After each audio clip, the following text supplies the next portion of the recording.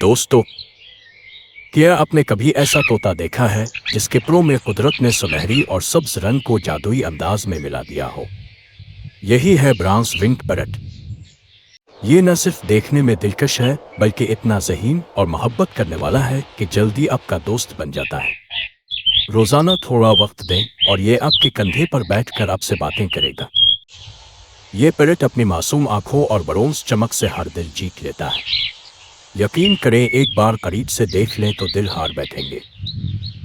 अगर आपको भी ये खूबसूरत तोता पसंद आया है तो लाइक और शेयर करें और मज़ीद प्यारे परिंदों के लिए अभी फॉलो का बटन दबा दें।